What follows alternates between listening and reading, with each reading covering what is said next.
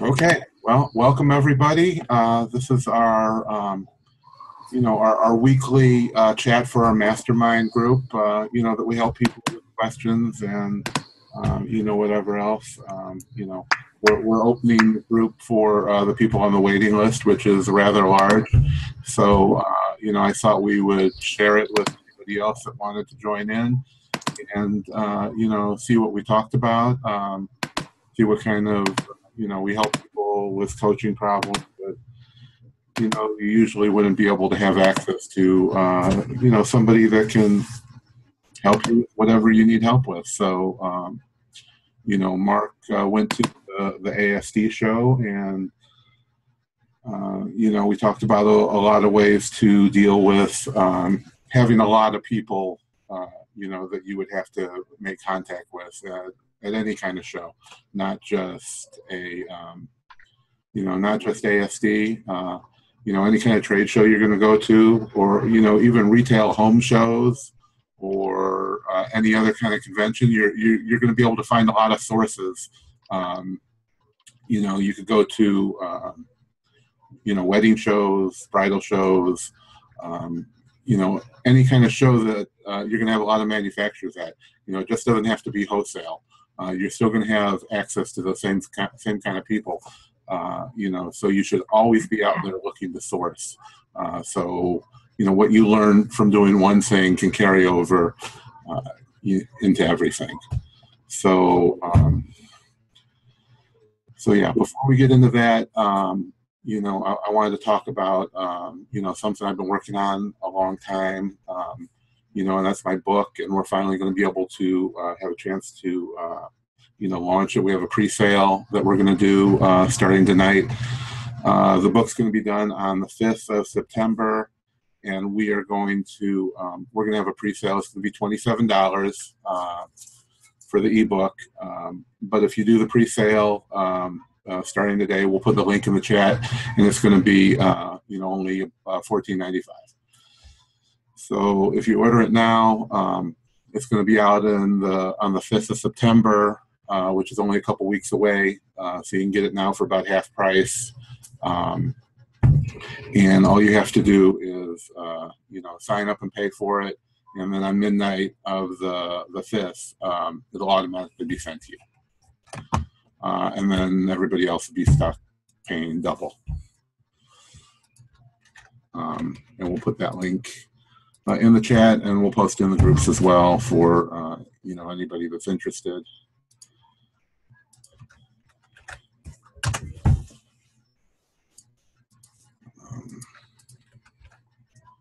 And, I don't want to spend a whole lot of time on that.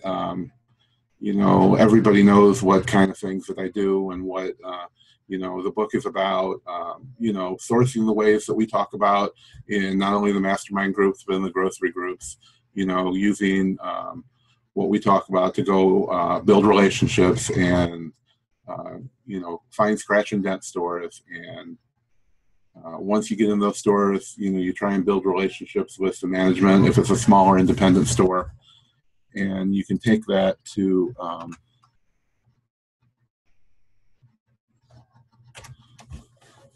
you can take that information and find local independent groups and stores that are going to be able to provide you things on a regular basis. They're buying items by the truckload, and I'm talking about scratch and dent stores, what I call retail liquidation. They're doing liquidation, just like I do, but they're selling it to the end user, to the public who's going to use the products. So, a lot of people call them scratch and dent, and we've included giant lists that I've been building for a couple of years since I started to work on this book. And, we've tried to verify everything. It's still open, but these stores open and close all the time. So always call ahead. I've shared some of these in the groups, but we've provided Facebook, websites, phone numbers for everything we could find. And we have them for almost every state. We find, yes, I wouldn't have, spent a long time. Valerie and I worked, very long and hard on this. You know, and of course, I wouldn't be constantly telling people to go out and find these stores if it wasn't resellable. So, yeah, I find a lot of product there. Now, obviously, you go into a place, you're not going to find, you know, a lot of different items because, you know, I hear all the time people go in there and they say, you know, well, I didn't find anything. But I rarely go into a store and find nothing to buy. You know, you just have to work it. You can't go down an aisle and say, oh, that's expired, that's expired. Well, you know, everything here is expired.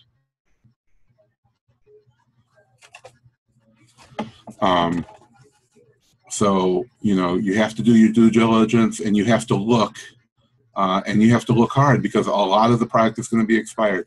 A lot of it will be damaged. And some of the stores, you know, take a big magic marker and they write all over every item the price, you know, which I've argued with them time and time again. But they say, well, if we put stickers on them, people just switch the stickers and steal from us. So, you know, sometimes it's a fight, but that's where you can build a relationship with the management and, you know, you explain to them what you do. They're trying to sell product just like we all are. So if they understand that if they have a product you want, you're going to come there and buy everything from them. You know, these are small stores that have to pay people to do everything. So they're paying to stock the shelves. They're paying to sort the items. So if they can sort the items in the back, put it on a table, put it in a box, put it on a pallet, and you come get it, they don't have to pay somebody to stock the shelves and sell it and then pay somebody again to keep restocking those items. You can come and take them all. So when they understand that you have somebody buying, they have somebody to buy the stuff from them, then they're just going to call you and say, we have these products. You just have to get yourself in front of the people to understand what you're doing. And we've built that relationship all over the state where we get calls not only from these people, but from couponers and liquidators and wholesalers. And it's all about building relationships. And, you know, this book is going to get you started on doing that. And it's going to get you, you know, started on finding those places. You know, I wrote a book because nobody else had that information out there. They tell you, you know, how to sort products, but most of you know how to sort it. I'm sorry. Most of you know how to source the product. You know, you don't know where to find it.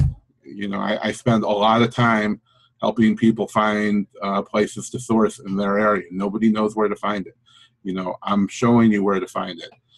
And I'm going to show you how to find more. Just, I go on Google and I go on Facebook and I search for these companies, and once you find a few, there's going to be more. And you know, ask your friends, ask, you know, anybody you know about these stores, and you're going to find them. Once you get in there, you have to, you know, do the work. You're going to have to look hard because, you know, I usually only find a handful of products, but they might have a whole pallet of them. A lot of these places are just pallets in rows or shelves with just random stuff crammed on the shelves.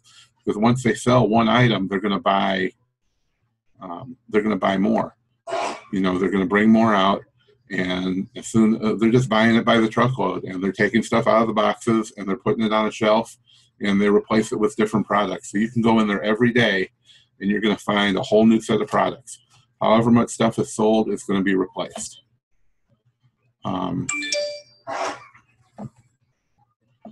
Right. Michael said that he had a scratch and dent store near him, but that's closed, and nearly everything was expired. Do you have problems finding in-date items at scratch and dent stores? You know, like I just said, you know, a good majority of the stuff is going to be expired. It's the same items that we would be buying if we bought at liquidation. Just a small percentage of what they have in the store is worth buying. But when I go to Walmart, a small percentage of what's in that store is also worth buying, but for different reasons. So you have to do your due diligence, you have to search and look, and you have to find those products that are good. And there's a lot of products in those stores that don't have expiration dates. You know, that's where we find the majority of it. But there's also a lot of items, when we're buying a whole truckload or pallets from Walgreens, we're finding items, you know, now in 2015 that don't expire till 2018. So these are liquidation items, same thing as the scratch and dent store, that have an expiration date years in the future. Just because it's being liquidated doesn't mean it's expired. It's taking the items, and they all have a time period that they're allowed to be on the shelf. So a lot of products are maybe 30 days to 90 days, and then they're removed from the shelves, put into liquidation, and they're replaced by new products, because these companies have contracts with manufacturers or their distributors that are that they have to keep buying the items. So if they're sold or not, they have more coming, and they have a contract to buy them, so they have to keep them coming in. That's how you find your good deals. And of course, not everything is going to be good, but you don't have to have everything good. You only have to have enough to make it worth your time. And yes, we find, you know, a ton of good stuff at scratch and dent stores. You know, I fill multiple shopping carts up all the time. Sometimes I even fill a truck up, or buying a whole pallet worth of stuff, because they're buying by the truckload, so it's in great volume. Yes, Brenda, a good portion of the book is a list of stores that we have compiled, and we have them for almost every state. So, you know, without taking this up too much of the time for the chat, you know, I'd like to move on to, you know, talking about your trip, Mark, and, you know, how people can deal with, you know, finding the right distributor when there is just a ton of people to deal with out there. And I think you were able to, you know, weed through the junk and, you know, and find a lot of good sources. Yeah, we had a really great trip to ASD. It was a lot of fun. It was very painful. It was a lot of things. I'm not quite sure, you know, if there's specific questions that you have that you want me to address while we're talking, be sure to let me know. But I think that it's well worth the effort and the expense to go. I mean, just the FaceTime and that you get with all the developers, you actually get to see what businesses, like big, ginormous companies, have been doing for the last 50 to 100 years. You know, this is kind of how they get together and how they find new suppliers and how they develop relationships with vendors and new sources, right? We actually were really fortunate. One of our suppliers that we worked with prior to going to ASD, they actually ended up taking us out to dinner to this really awesome restaurant, and they paid for everything. And I didn't think I was that important, but you know, I'll take it. And we had a really good time. I mean, you know, it was a lot of hard work. It was not vacation. This is the second time I've been to Vegas, and I still haven't gambled in Vegas. You know, like we're the whole time you're there, you're just busting your rear end. You know, you wake up at 7 in the morning to get to the hotel breakfast so you can eat. And you know, we were staying at the Residence Inn, which I highly recommend, because it's right across the street from the, probably shouldn't have said that, right? Because the next conference, I won't be able to get a room there. But it's right across the street from the convention center. They have, man, I should really be getting a kickback from them. They have breakfast, which is included in your room charge. And then they have a happy hour Monday, Tuesday, and Wednesday night, which is awesome, you know? So free beer and wine and you know, like a little kind of thrown together dinner. So you get up around 7 or 8, you get ready, you go have breakfast, you cross the street, you start, you know, you either go to the North Hall or the South Hall. For this particular show, the South Hall had closeouts on the second floor, as well as liquidators, and that was something that we made an adjustment on the fly. for the show, because this was my first show and I really didn't know what the hell I was doing. But we found, so we originally were going there just to develop relationships with a bunch of wholesalers and suppliers and that kind of thing. But what we found was that there were a lot of liquidators there, right? And one of the problems that I had always had prior to this was, trusting liquidators, right? Because they're very difficult. The nature of the business is, if they send you a manifest, 20 to 25% of it could be wrong, maybe even higher, depending on the liquidator. That's if they manifest at all. The stuff can be like, you can order a pallet and it can just be completely full of crap that you can't resell at all on Amazon. So it gave me the opportunity to sit down with, we probably sat down with about a dozen or so liquidators, face to face, visiting with them, talking with them. Most of them left me feeling with the same kind of feeling I had before, like there's no way I want to work with these guys, but there were about 2 or 3 that were really fantastic. And we actually ended up ordering from one of the liquidators. We got a makeup. We placed a makeup order with them. We just got it, as you know, Sean. We were working on that last night. Get everything listed, and it turned out to be what they promised. So that was a pleasant surprise. And let's see. So the second floor had, like I said, closeouts and liquidators, and then I don't know if I'm going to be talking about too much stuff that people don't care about. So Sean, if you need to jump in and let me know if I'm babbling, let me know. Okay. Yeah. What I think one of the main things that people need to understand is just showing up there, isn't going to be enough. And how do you deal with being, I'm never overwhelmed, because I've had so much practice with this kind of thing. But I think 2 of the main things people need to understand is, how did you prepare before you ever even went there? And how did you deal with not being overwhelmed by all the hundreds or thousands of vendors that when you go into the hall? That's good stuff. So I think, I posted a video the day that we were getting ready to leave into the groups, and oh man, it looks like Sean might have gotten. I hope he's still connected. Yeah, I'm here. I'm just. So I wasn't. My camera. I heard a lot of people before I went to the show say, "Oh, you're going to be overwhelmed. It's just massive, and there's all." And to be honest with you, I really wasn't that overwhelmed. I mean, I just looked at it like a job. Like when I went in the first day, they were open on Sunday. We walked in Sunday morning. There were absolutely no lines to get to registration. We walked up to the registration desk. We showed them our ID. They gave us our badges. And I'm speaking in the plural, not because I think of myself as in the plural, but my daughter was with me as my assistant, and so we kind of hung out together the whole time.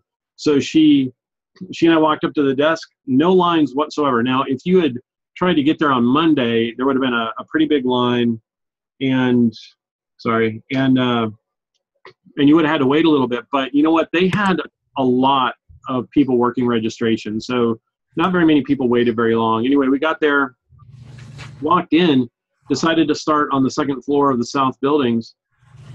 And yeah, it's massive, right? It's huge. People have a hard time understanding things that are on that scale, right? This may be an exaggeration or may not be, but I would say there's probably 15 football fields, maybe more, of vendors in there. When you take into consideration, there's 2 buildings. The South building has 2 floors. The North building has, it doesn't have two stories where the vendors are, but it's an even bigger building, spread out across multiple. Anyway, it's laid out flat. So I just looked at it like, you handle ASD the same way you'd handle eating an elephant, one bite at a time, right? So you walk in the doors and you go to the first booth and you visit with those people for as long or as short as you think is necessary. And then you go to the next booth. It's kind of like scanning groceries in Walmart, Sean, what you've told us, You just scan every single thing in the aisle. Well, with ASD, you stop. For me, because it was my first time, I didn't really feel like doing a lot of prep work to rule out vendors before I went there, because I wanted to meet with every single vendor that I felt was applicable to what I was looking for. So that meant that on the closeout floor, I think I probably stopped at almost every single booth. You know, what you learn very quickly when you get in there is you learn sort of what booths are worth talking to and which ones aren't. So like if you go on the outside wall, there's a lot of people with private, like, you know, their own products and whatnot. And what I found in that first day was that those folks were not really worth the time talking to, because they had a lot of rules and they had a lot of misconceptions about you know, where they wanted their product and how they wanted to control their product and all this other stuff. And, you know, my feeling in the free market is if you get your price for your product, you know, what you want, then I should be able to try and get my price from that product wherever I want, right? Now I understand their point of view, right? They don't want their brand diluted and they don't want, you know, all these other things, but I really didn't concern myself with a lot of that stuff. When I would walk up to a vendor, what we did to prepare was we created packets, what we call packets of introduction. And what they included was, they included my my general application, which most wholesale companies will ask you for. And it's just like it's a one-page form. If anybody's ever set up a wholesale account, they'll know what it is. It's a wholesale form that says, it's got your business name, your business address, your reseller ID from your state, so that's your tax state ID usually. It's got the kind of products that you're looking for in the description, and then you know, you sign it and you give it to a company that you want to set up a wholesale account with, right?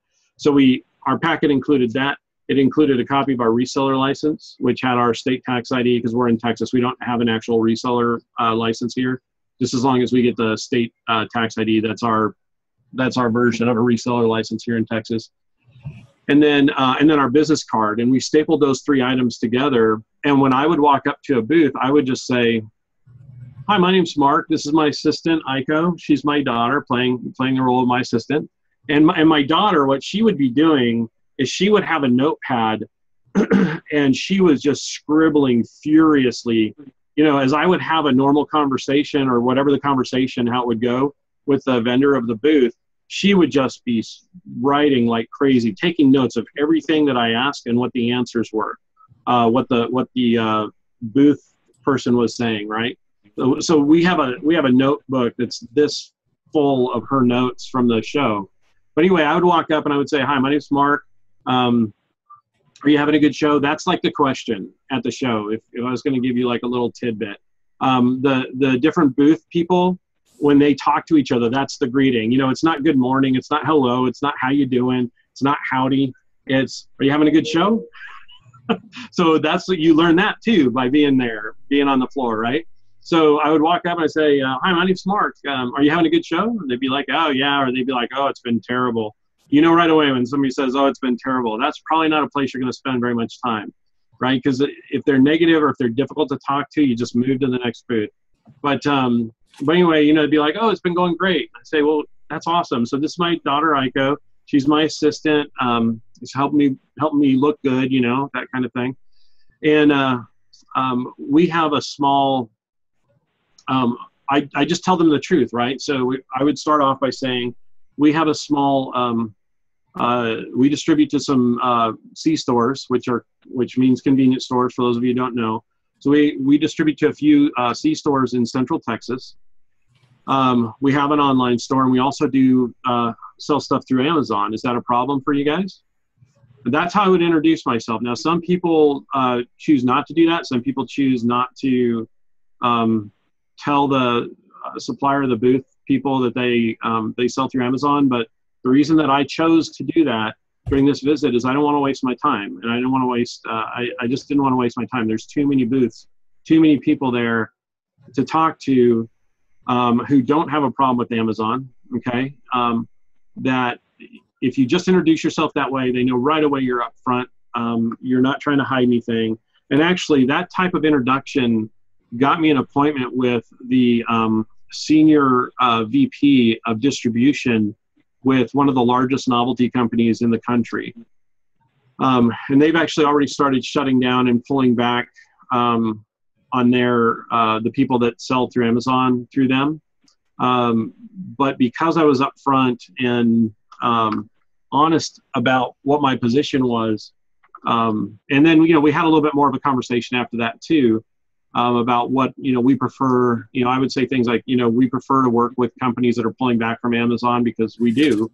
If they're enforcing their MAP agreements, if they're enforcing quality of sellers that they're working for, and they're still gonna allow a few sellers to be on Amazon, those are the kind of companies we really want to work for, because that means that we really want to distribute and sell their products on, because that means that there's going to be less competition and there's going to be a higher quality of seller on those listings, and so that's a good thing for everybody. So anyway, I can talk to some of you guys about how that meeting went later. It did not result.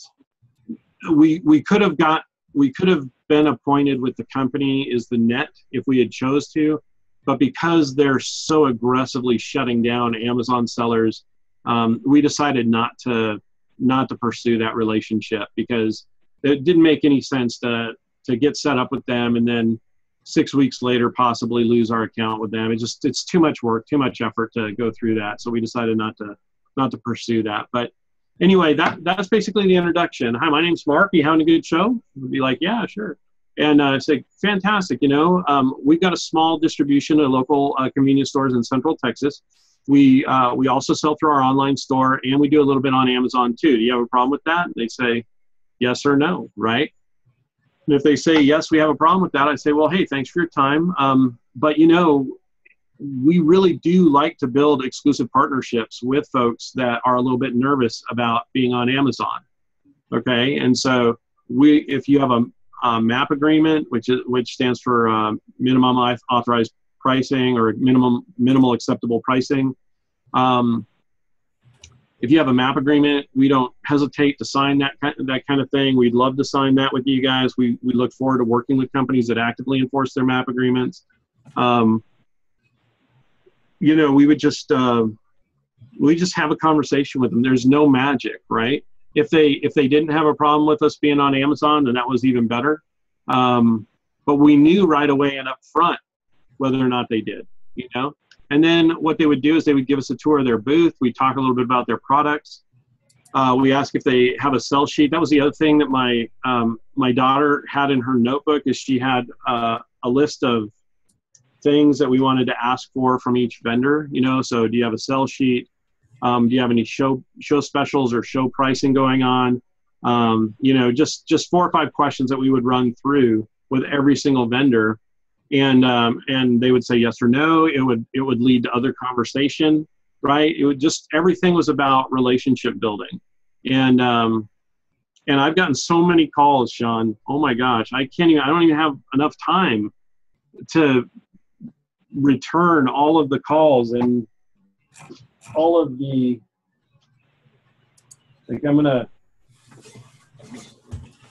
Now, Mark, I think it's important to note that like this right here, this is not even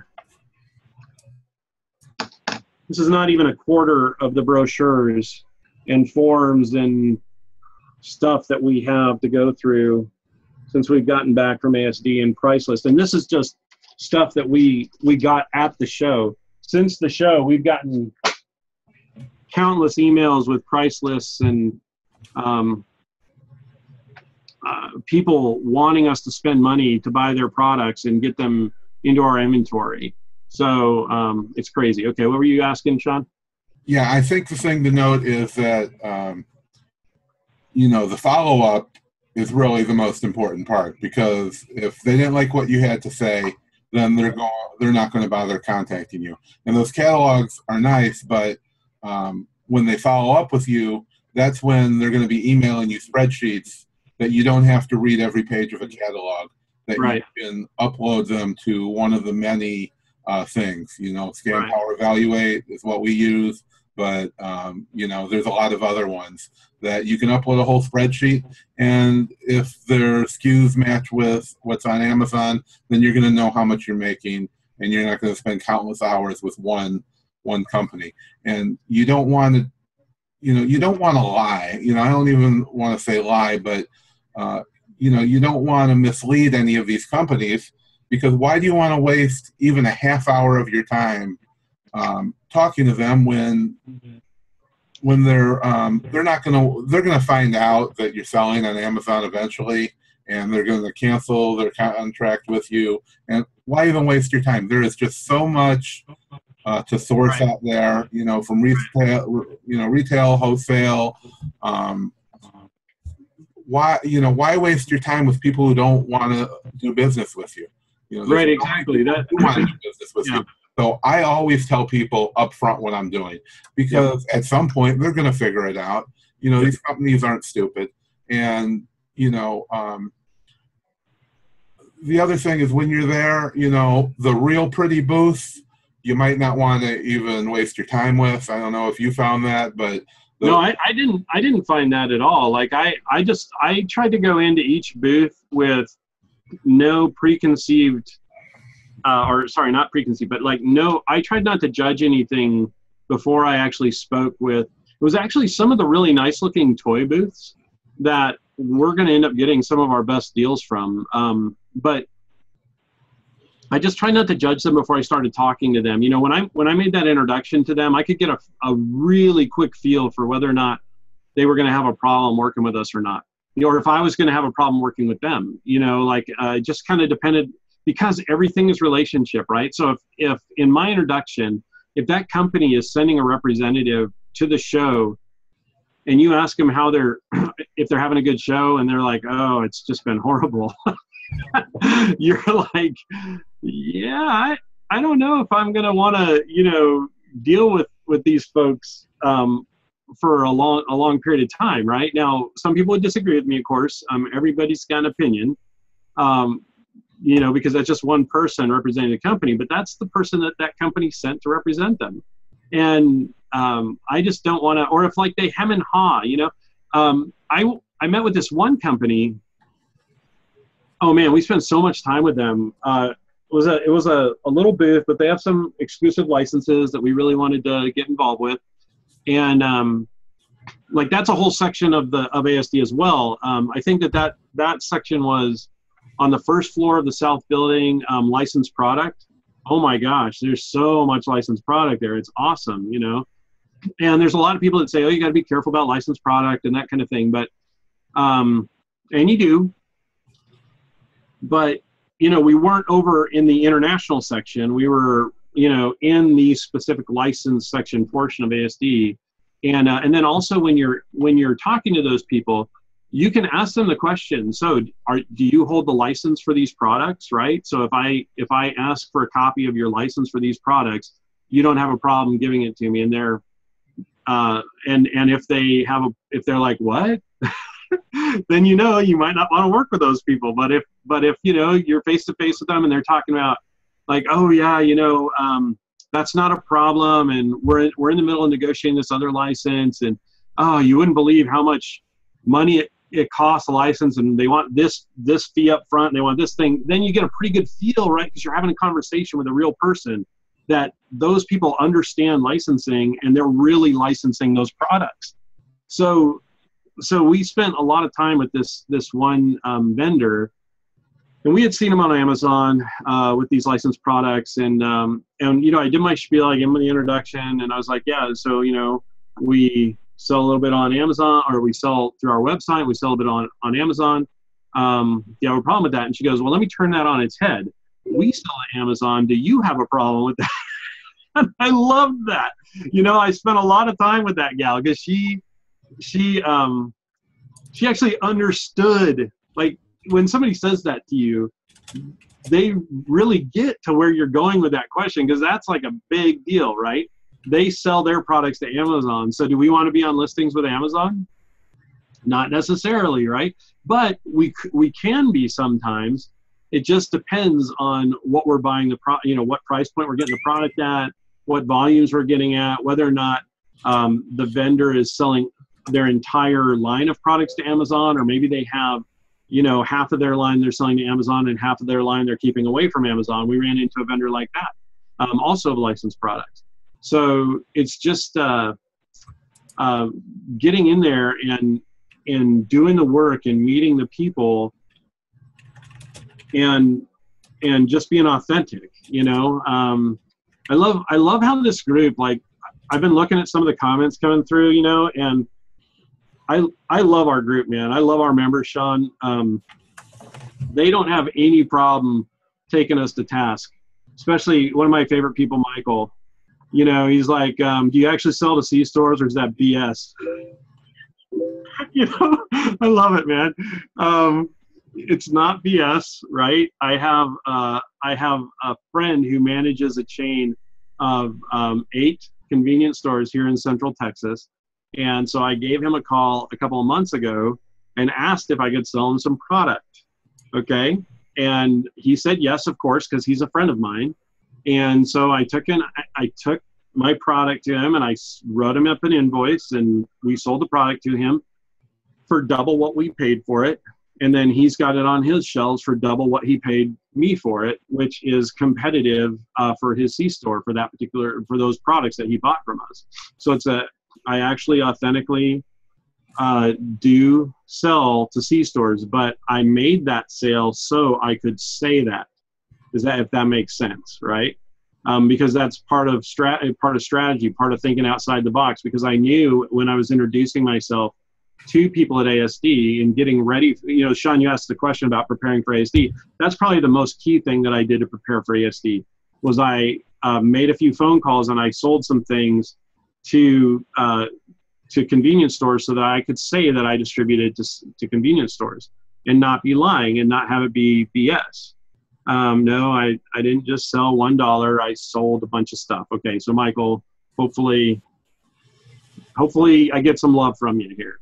Okay. So anyway, Sean, what were some of the other questions that you were asking about? I don't know if this is going the direction you want it to, but I hope it is. Yeah, we're good. Valerie, did you have some other questions? I think she's keeping track of the questions. Yeah. Speaking of convenience stores, just a minute. That's kind of a good way for people who want to start buying wholesale in small amounts. I don't do it lately because I'm really focused on buying a lot more of, larger liquidation lots that we're sharing with the group and, selling ourselves. I have a lot of employees now, so I really have to keep them busy. So I'm buying in larger amounts. But what we were doing and what, I have advised a lot of people to do, which has worked out well, is to find convenience store suppliers. Every regular sized city usually has several of them. I mean, I'm in Tampa, and there's Orlando, and there's a lot of them around us, but every town has convenience stores. And, you don't have to be a convenience store to buy from them. You just, find the convenience store suppliers, search on Google, and you can go in there, you set up an account, give them your resale permit, like with any wholesaler. You set up an account and you go into those places. It's a big warehouse, like a smaller scale Sam's that has everything that you're buying at convenience stores, cases of soda and candy. But you can go in there and buy 1 box of candy and 1 box of basically anything you see in the convenience store. And you don't have to be buying master cases or large quantities, and they're not going to question you buying wholesale 1 box at a time. So it's a great way to get into wholesale. No shipping. You can go pick everything up yourself. If they don't have it there, they usually order it. And, you can get into wholesale without, having to spend a whole lot of money or pay for any shipping. Okay. Valerie, you had some questions? Yes? No? Yeah, sorry, mine was muted. I'm still going through everybody's questions, but I think Liz wanted to know if you would share a a list of the questions in some kind of document, and Yeah. you know, I'm sure we can put something together, you know, for the mastermind group. If you're a member of the mastermind group, you can have access to all of that. So Mark, meaning she wanted what question? You know, what questions? You know, you know, we can put together like my how I introduced myself, and then what the cheat sheet was that my daughter was carrying around. basically, Yeah. what questions would you be asking to, you know, to all of these vendors? And also, are you scanning in the booths? You know, if they have anything on display. Oh, yeah. So I didn't scan in the booths, you know, because I kind of felt that would, okay. So I had two feelings about that. Now remember, everything I'm sharing with you guys are my feelings, my opinions. Take it for what it's worth, right? And what you paid for it. I kind of felt that it would probably be pretty rude for me to just like walk up to somebody's booth and start scanning stuff.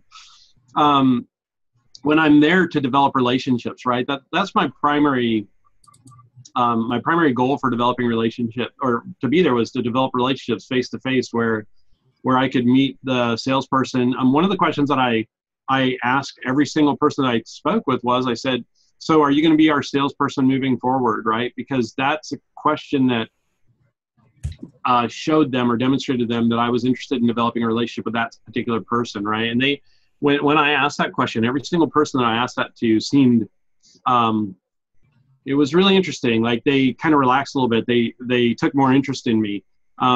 When I would hand them, I think I saw somebody call that packet that we were giving out. I think they called it a bona fide. Is that what it's called? I didn't know that. But I think when we would hand them that packet, they had a look of absolute shock on their face.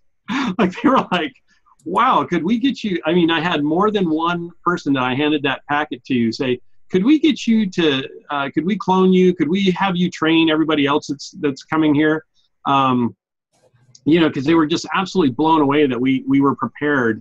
You know, we would hand that to them and say, is this everything you need to set us up an account? And they'd be like, yep, that's absolutely everything we need, you know? And I mean, if you think about, like a lot of people when they're getting started in wholesale, right? Their big thing is, oh, I can't find anybody to set up a wholesale account. I can't, you know, who do I find to buy wholesale from, and blah, blah, blah. And you know what? I just walked booth to booth, hand them that packet.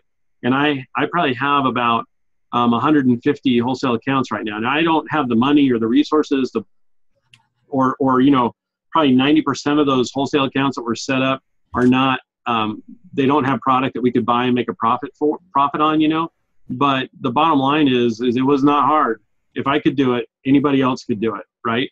And also, I mean, the trip to Las Vegas was not that expensive. You know, we paid, our room was $100 a night. We were there for 5 nights. Our breakfast was included. Free drinks and dinner was included on 3 out of those 5 nights. Yes, we did pay a little bit of money for other food, and one of my friends was a headliner over at, or is a headliner over at one of the casinos. And so we got to go see their show for free. But if you want to go see a show, it probably cost you $150 to go see, you know, but I'm telling you, it was not really as expensive as I thought it was going to be. You know, we drove, of course, but driving was probably about the same as paying for a plane ticket. So, yeah, I'll get that question sheet put together, and that's not a problem. It was probably less than 10 questions, you know, plus the introduction. And I can even, are you guys interested? Put it in chat. Are you interested in me writing down what I said for my introduction too, or please respond in chat if you are. I think that'd be good. I think a lot of people, because even like Rashid Mark, he had asked like how to talk to vendors only wanting to deal in high volume. Daniel said, should you go with niche items or specific items, or just kind of go and see everything? So maybe if you just put together Valerie, I'm sorry. What was that one person asking about the items?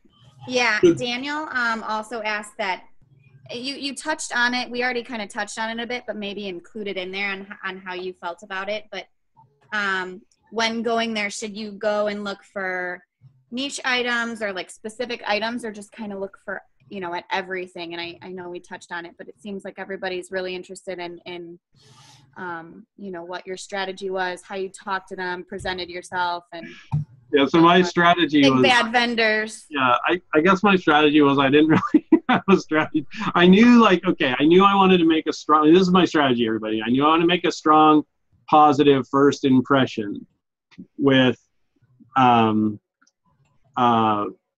when I made my introduction, right? So that's why we put the packet together. But you know what? I didn't get dressed up. I wore as comfortable shoes as I could find. I wore jeans with a belt. And then I wore a t-shirt. I wore a graphic tee. There's hardly anybody in there wearing suits at all. You know, it's so hot. Oh my gosh, it's boiling in there. You know, if you can imagine, I don't know if there's anybody on the call that ever sweats when you walk into Costco or Sam's Club or something like that, but I sure as heck do. You know, I get into that kind of climate where there's a lot of people and there's a lot of, you know, bodies and it's a big open space and, you know, and it was so uncomfortable to be in there and it's the middle of summer, you know, so I just kind of, I had a towel around the back of my neck with some cool water on it to keep me cool, and I had my graphic tee, but man, I was a mess. Thank God my daughter was with me. You know, otherwise nobody'd want to talk to me. I was so scary looking, you know. But the strategy is that okay, I would say this. I don't know anything at all about handbags, watches, jewelry. I don't know anything about home decor. Okay. In the south building on the first floor, half of that entire building, half of it, and it's a massive building. Somebody said in chat earlier, you can't even see the back wall, and that's the truth. You stand at the entrance and you look and you cannot see the back wall. It's so far away. All right. Half of that building was home decor. We spent exactly 0 seconds in home decor. We looked a little bit in jewelry because I wanted to see if I could maybe learn a little bit of something, but that was on the very last day. I spent absolutely 0 time looking at handbags, 0 time looking at watches, other than I looked at a few watches to see if I might want to buy one for myself. Again, that's the last day. Where I spent the majority of my time is I know quite a bit about toys. I know how I want to position myself for Q4 this year. I know about liquidation. I know about grocery. I spent a lot of time talking to food suppliers, the few food suppliers that were there. Yeah, I just, the stuff that I knew about, that's where I spent my time, right? And then obviously in the closeout area, they have a lot of general merchandise. And so I spent a lot of time up there talking to them. And then down on the first floor of the south building was, half was decor, half was toys.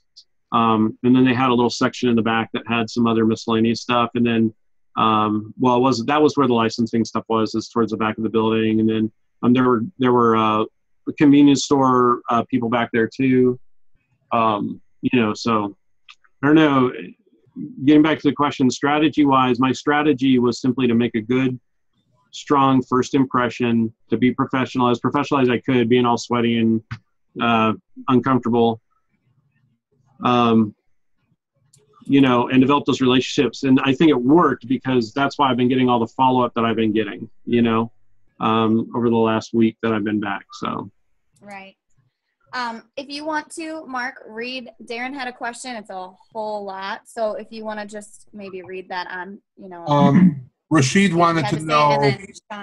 Rashid wanted to know when the next show is. Right. The next day, they do ASD twice a year. So the next one is February 28th. And probably after that, it'll be right around the same time again next year. But, you know, there are tons of shows going on all the time, you know, and you don't need to start with a giant show like ASD. So, you know, find a local a show, you know, a wholesale show that's in a big city close to you, and, you know, try that out. Yeah, and Spirit Airlines always has crazy cheap flights. So if you guys are worried about that, always check that you can fly for like $30 and up. But real quick, Sean, this is all in our book, you guys. So We've covered this a lot in the group. We cover it in the book. But I don't know if you want to touch on it briefly before we wrap this up. Just to reiterate, Brenda, yes, we have a list of stores. It is in the book. We post some by request in the group. Melanie wants to know if she should, she's still looking, she's starting out with what exactly to purchase. She doesn't know what to purchase. So should she get the book? And then Phil had some questions about buying large quantities. Like if, when buying large quantities, won't it hold you back because, it could take a year to sell them. So I don't know if you want to touch on that just real quick. Well, if you look at my YouTube videos, you can go to my website, SeanMayo.com, and it's SHAWN, Mayo.com, and go to the YouTube or search for groceries on FBA. We've made some videos on using sites like Keepa to see what the sales velocity of a product is. It's not all just guessing. If it's 10,000 buy a lot, or if it's 50,000 buy not so much. You can go to these websites and see how many sales you're getting in a month. Unless it's something ranked like 1,000, then just buy as much as you can. So if you want to buy a lot of a product, personally, the way I look at it is I buy enough till it either expires or long-term storage fees will hit. So I look at how many times it's going to sell over a period of a month, and then I'll figure out how much time I have till it expires, or a year or more until the long-term storage fees are going to hit. If it's a tiny product like makeup or cosmetics, long-term storage fees might not even matter. Most cosmetics don't have expiration dates. So, food does, a lot of health and beauty don't. And, if you have a small toy or home item, you might, want to buy a 2-year supply if you're not worried about, that. The way I figure it is if, I can buy it for 50 cents and sell it for $20, then, why not just go buy it? Don't be afraid to buy something, but, don't put all your eggs in one basket, because prices tank. And, if you're buying it at liquidation, other people might be. You're quite possibly not the only person in the whole country buying this item. So you have to keep all these things in mind. Can you afford to lose all the money you're investing in one product? So if you don't think that it's something you can afford to lose out on, maybe you shouldn't be buying in a large quantity. But we have about 20,000 items, so we have about 3,000 different items, but 20,000 items at the Amazon warehouse right now, and our long-term storage fees were under $500. And we threw away a lot of that to avoid those fees. So what's good for me might not be good for you, but if you only have 100 different items at the Amazon warehouse, you might not want to go buy 5,000 of one item. But if it's something you can afford to lose, something that's been discontinued, and it's cheap enough, then go out and buy it. Most of the products I'm buying are at liquidation now. In these scratch and dent stores, you can easily buy items that are going to sell for $10 to $30 for $1 or less. It's like going to thrift stores, yard sales, flea markets. These are all ways that you can buy for a very low price and get excellent margins on. This is how I started out. I started with nothing, sold things around my house, and just kept reinvesting that money till we have several $100,000 worth of inventory at the Amazon warehouse, without adding any extra money, into that, by just reinvesting the profits over and over and over. Over the last couple years, we've built it up into that. So buying low cost, high margin items, is always going to work. There's a lot of different ways. If you have a lot of money, buying at wholesale with 10 or 20% margins might be your best bet, or buying at liquidation may be the way you want to go. It all depends on how much money you have and how much time you have to invest into it. So I hope that answers your question as far as the buying in volume. I wanted to add to Sean, there's like, I'm seeing, there's a lot of questions that have been rolling in. If we don't get to your question, or if we don't answer your question on any webinar that we do, it's not the end of the world, guys. We're on Facebook. We're in the mastermind group. Feel free to ping us and tag us and ask us the question there. I just got done spending some time with a couple of members today, answering their questions and that kind of thing. We're very approachable. We're very here to support you and add value to you guys. So if we don't get to your question, just send us a PM and ask us, and we'll be more than happy to answer. So it's not like, not everything has to get answered inside the webinar. Okay. Right. We'll make sure that you get your answers. If you're not in the mastermind group, or if you're, and you're not on the waiting list, if you want to join, I'll post the link in the chat. It's really only $50 a month. It's like $1.60 a day. And, I think it's hard to not get $1.60 a day worth of value out of it. There is a waiting list, but, if there wasn't a waiting list, it might not be worth joining, because we limited it to, we have 3 groups, and it's limited to 50 people in each group. And there's different information in each group. So it's going to, it's really in everyone's best interest to keep it small. So if we let everybody in, it might not be so valuable anymore. But if you're interested, join there. If you're not, we'll still help and answer your questions, in the grocery group. There's just a lot more people there. Yeah, Southern Women's Show. I'm actually thinking about going there. I'm very near to Orlando, less than an hour away.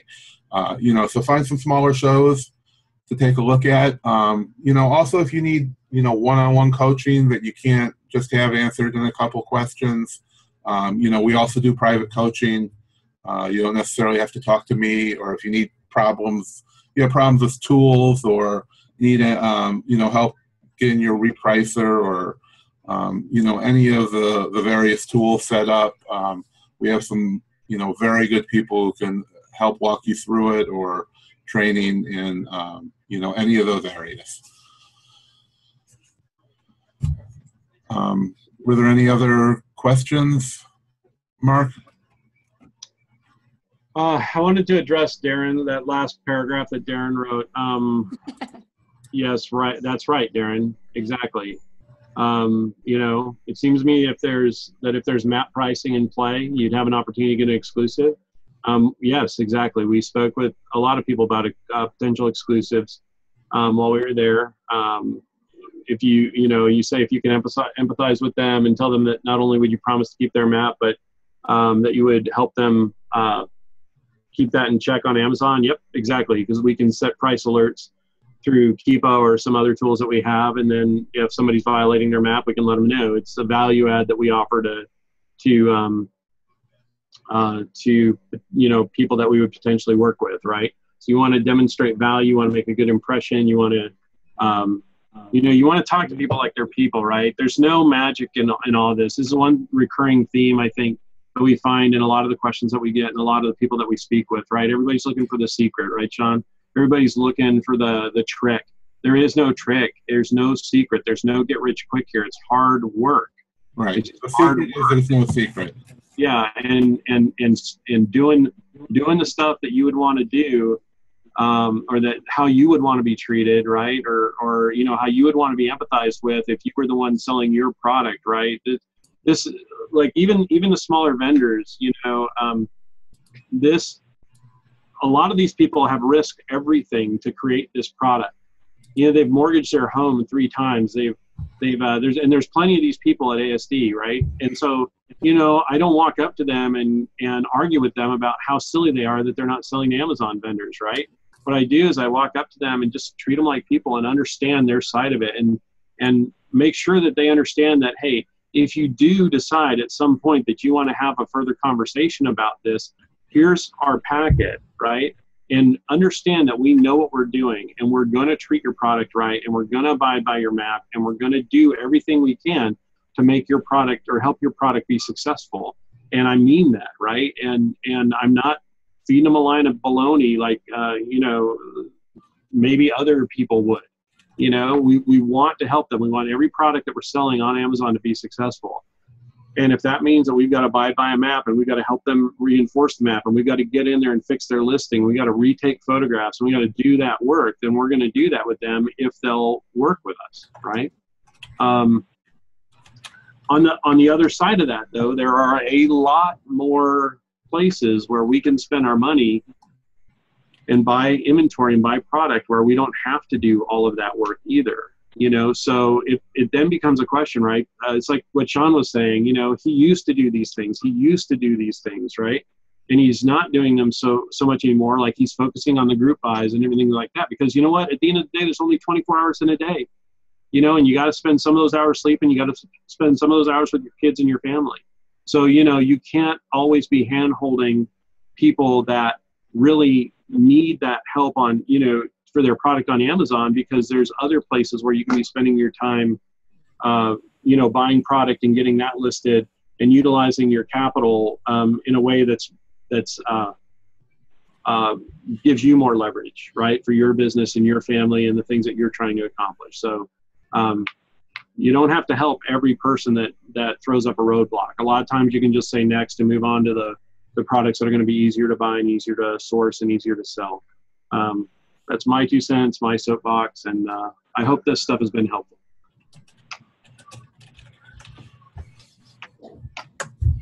Yeah, that's all great information. And I think the reoccurring theme is that, go there prepared, not because you're going to have to dig through and find the information they want, but by showing them that you're prepared, they're going to be more apt to work with you. If 50 Amazon sellers show up there and talk to them, they're going to want to deal with the person who's prepared, who's coming there, ready to put in the work.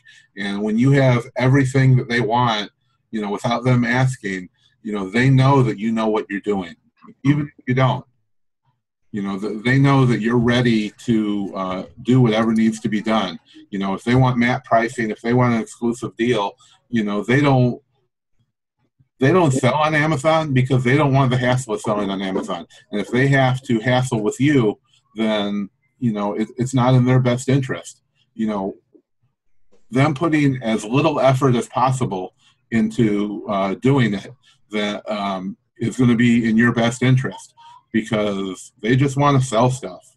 You want to sell stuff on Amazon, they want to sell to wholesalers. And somebody who has a brick and mortar store, they make the stuff, or they buy the stuff, and they send it to them, and that's the end of it. They don't have to deal with, other stores, which would be brick and mortar stores, saying, well, everybody's selling it on Amazon so much cheaper. I can't afford to sell this anymore because no one's buying it. These are the problems that Amazon sellers have created by buying things and selling them on Amazon, and when it doesn't sell, dropping the price, and the price tanks, and fighting it out with other sellers.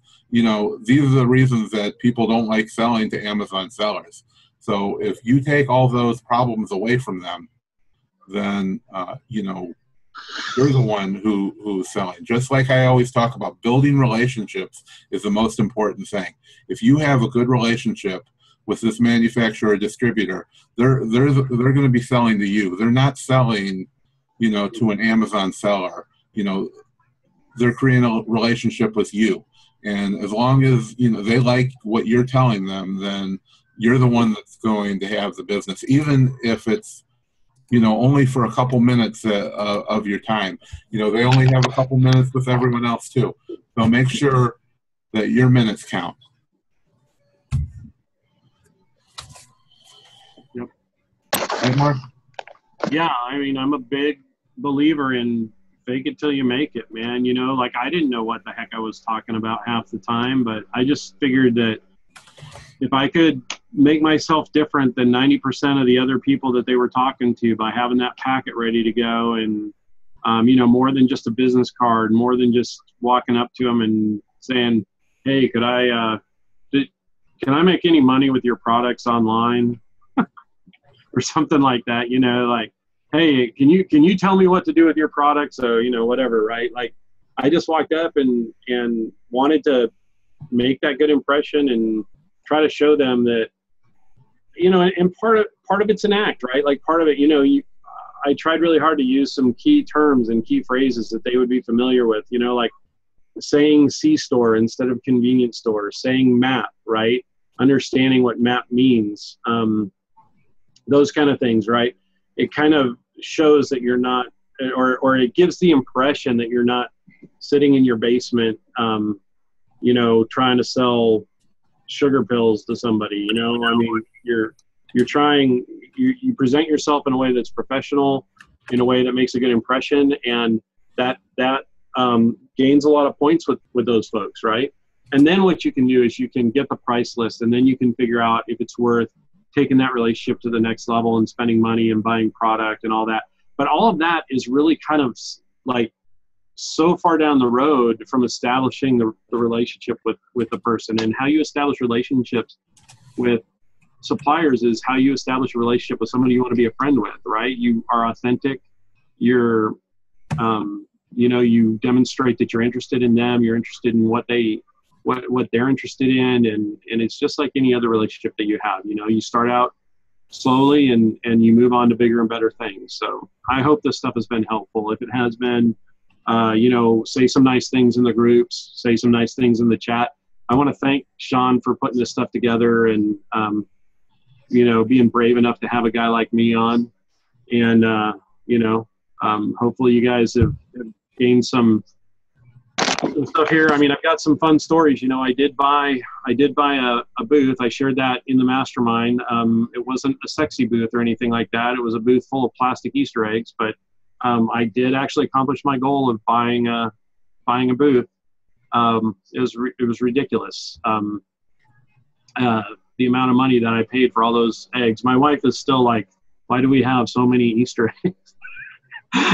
we bought all these sports balls and stuff. It was just insane, right? And she's like, I got up last week and she's like, so I had to organize all the sports balls for you because some of them were like, because they're made out of different materials, you know, some of that rubber that kind of melts onto anything it touches and stuff like that. And she's like, you had to go through everything and do that. And I'm like, okay, honey, where do you want to go to dinner? You know, so yeah. Understand that you're going to have to pay. Probably the most expensive part of the ASD trip is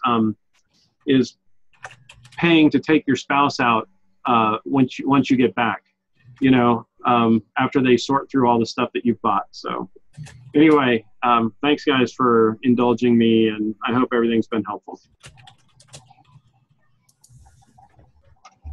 Great, Mark. Thanks a lot. Thanks everybody for coming.